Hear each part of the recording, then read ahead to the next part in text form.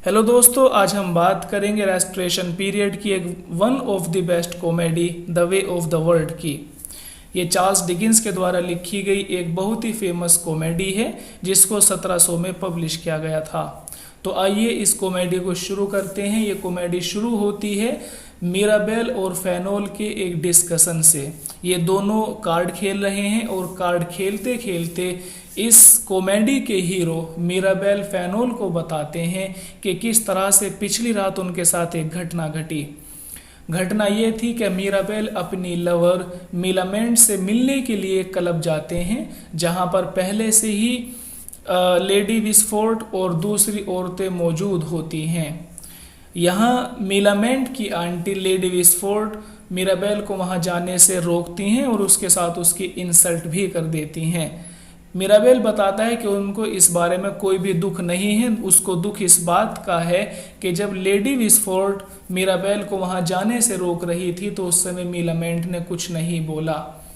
इस पर फेनोल बोलता है कि देखिए, मिलामेंट ने शायद इसलिए कुछ नहीं बोला होगा कि अगर वो उस समय कुछ बोल देती तुम्हारा बचाव करते हुए तो लेडी विस्फोर्ड को इस तुम पर और उसके जो अफेयर है उसका पता चल जाता।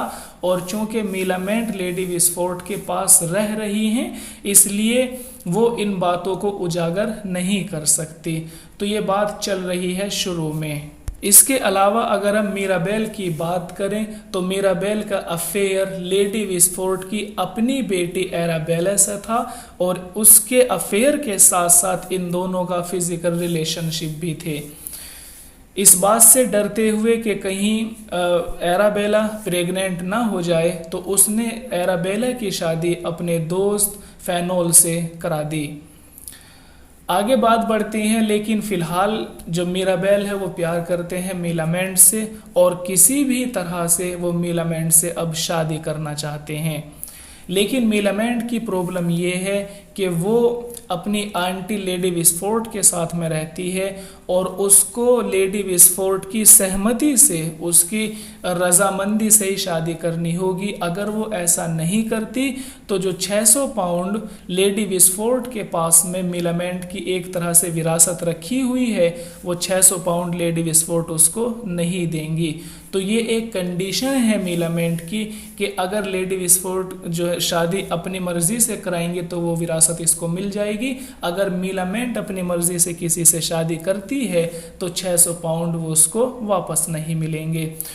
तो खैर एराबेला की, क्योंकि एराबेला पहले से ही जो है विधवा हैं, पहले से ही वो वीडो थी और उनके पास बहुत ज़्यादा प्रॉपर्टी होने की वजह से फेनोल बहुत खुशी खुशी उससे शादी कर लेते हैं।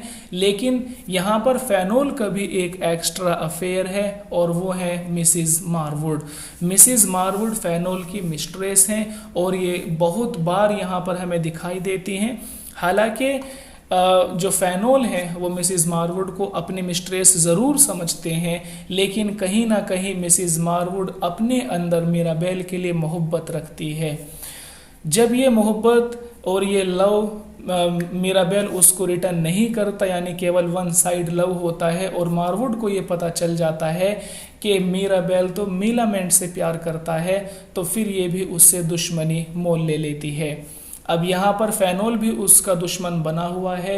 क्योंकि फेनोल को इस बात का पता चल गया है कि इसकी शादी करने से पहले इसकी जो वाइफ है एराबेला उसके फिजिकल रिलेशन रहे हैं मिराबेल से। तो एक तो इस बात से लेकर फेनोल गुस्सा है और दूसरा जो मिसिज मारवुड हैं वो भी मिराबेल से गुस्सा हैं। तो ये एक तरह से पिलोट बन जाता है कि ये दोनों अगेंस्ट खड़े हो जाते हैं मिराबेल के, फेनोल मिसिज मारवुड।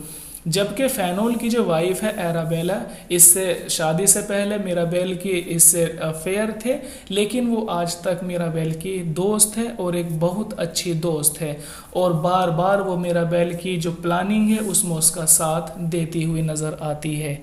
लेडी विस्फोर्ड को पता चलता है कि उसके नेफ्यू यंग विटवुड और उसका दोस्त पेटुलेंट लंदन आ रहे हैं। यहाँ पर जो विटवुड है उसके बड़े भाई जो विलफुल हैं, लेडी विस्फोर्ड चाहती हैं कि विलफुल से मिलामेंट की शादी हो, क्योंकि विलफुल एक पढ़ा लिखा इंसान है और वो इसको मिलामेंट के लिए एक अच्छा सूटर समझती है।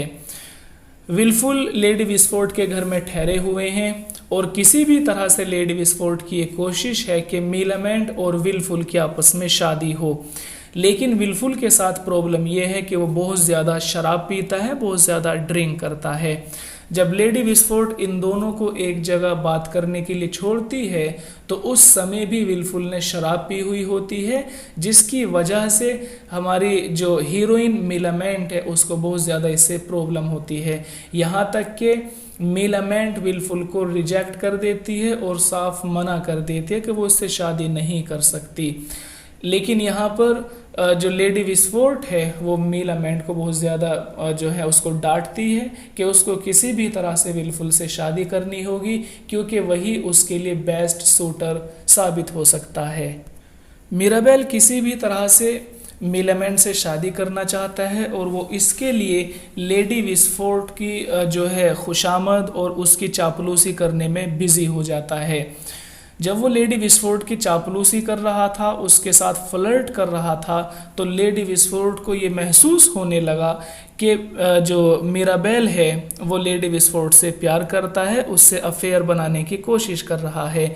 लेकिन उसकी ये जो पूरा कन्फ्यूज़न था ये दूर किया जाता है लेडी विस्फोट की अपनी दोस्त मिसिज मारवुड के द्वारा।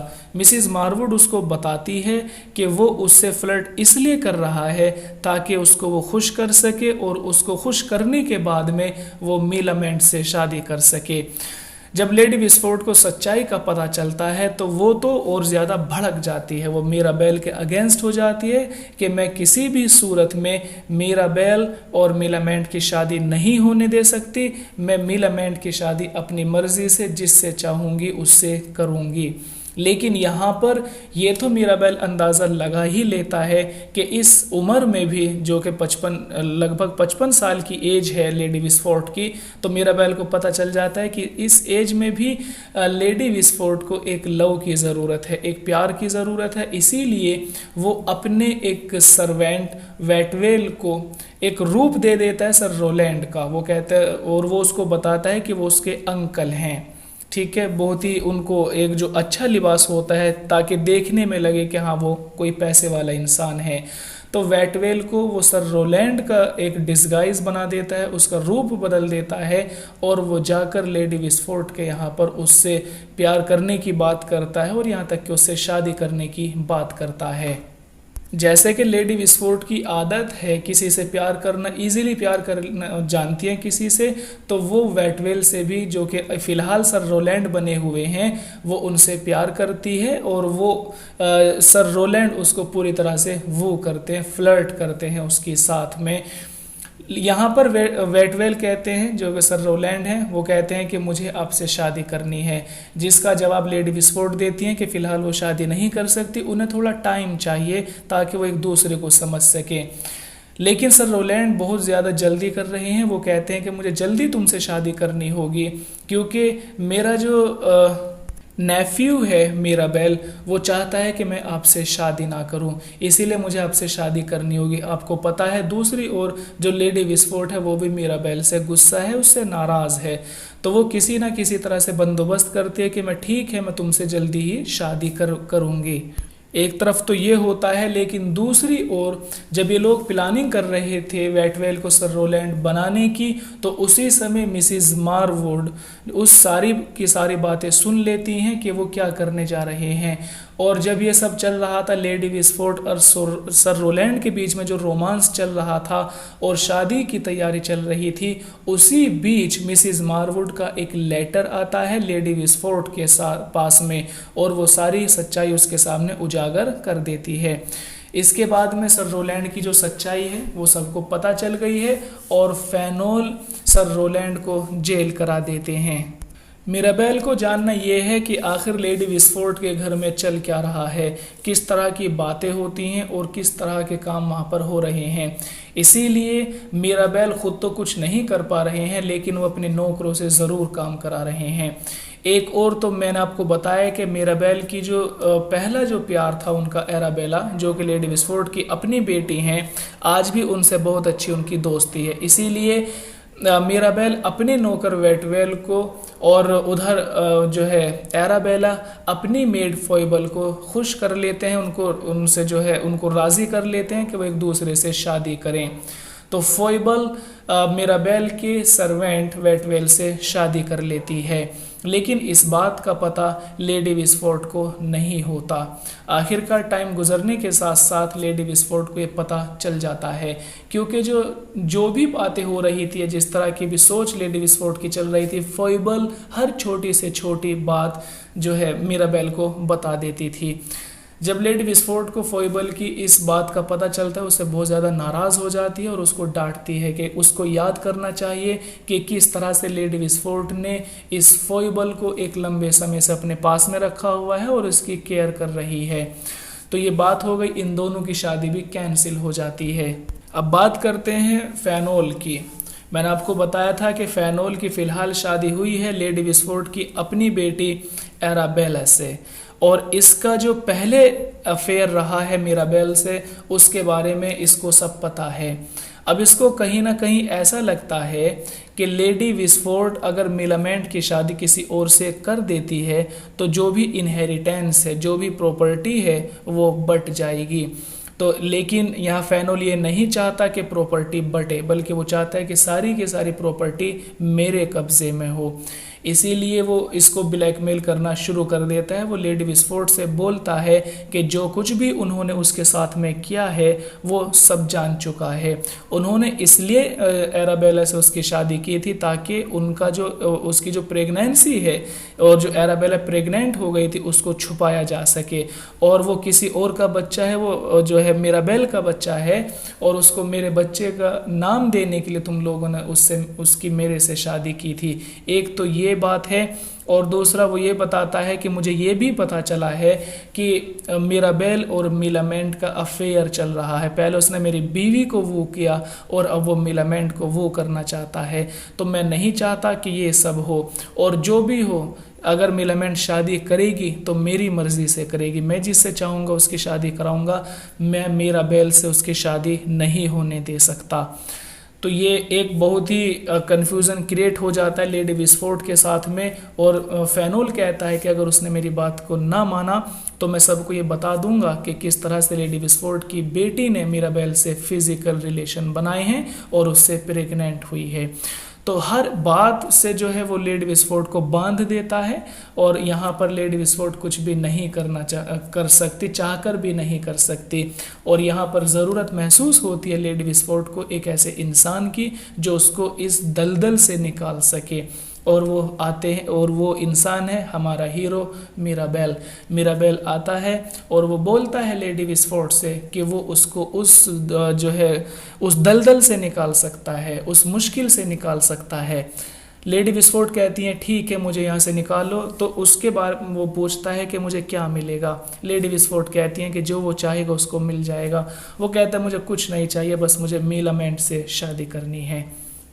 लेडी विस्फोर्ड खुश हो जाती हैं कि अगर मैं वाकई इस मुश्किल से निकल जाती हूँ तो तुम्हारी शादी मैं मिलामेंट से ज़रूर कराऊंगी। अब एंट्री ले लेते हैं मिराबेल इस सीन में, और वो आते हैं, वो बोलते हैं कि सबसे पहले तो बात ये है कि प्रॉपर्टी का सवाल है। जो एराबेला की जो प्रॉपर्टी है, एराबेला की यानी इसकी जो अपनी पत्नी है फेनोल की, कि एराबेला की प्रॉपर्टी वो एराबेला के नाम नहीं है, बल्कि उसकी प्रॉपर्टी मेरे नाम है। और जब उसकी शादी तुमसे हो रही थी तो उसकी सारी प्रॉपर्टी का जो ट्रस्टी है वो मैं हूँ। आज भी उसकी प्रॉपर्टी मेरे नाम है, तो तुम चाहकर भी एराबेला की प्रॉपर्टी को नहीं कब्जा सकते। ठीक है, तो यहाँ पर इस तरह से वो एराबेला की प्रॉपर्टी को बचा लेता है। दूसरी ओर वो बोलता है कि मिलामेंट पर फेनोल का कोई भी अधिकार नहीं है।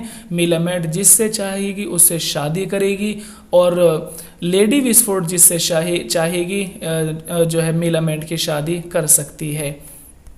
एराबेला ने मुझे अपनी प्रॉपर्टी का जिम्मेदार इसलिए बनाया था ताकि तुम कभी फ्यूचर में अगर उसके साथ में इस तरह की हरकत करते हो जो तुम आज कर रहे हो तो तुम्हें अच्छा सबक दिया जा सके।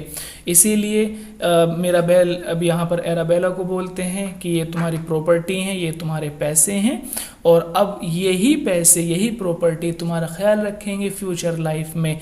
अब मैं ट्रस्टी बना हुआ था उससे मैं जो है आज़ाद होता हूँ और तुम्हारी प्रॉपर्टी तुम्हारे नाम। तो इस तरह से वो बचा लेते हैं लेडी विस्फोर्ड को, और लेडी विस्फोर्ड भी अपनी कहे अनुसार मिलामेंट की शादी मिराबेल से करने के लिए खुश हो जाती हैं, राज़ी हो जाती हैं। ठीक है दोस्तों, उम्मीद है कि आपको ये लगभग समझ आ गई होगी ब्रीफ समरी। आज के लिए इतना काफ़ी है। सुनने के लिए धन्यवाद। आपका दिन शुभ हो।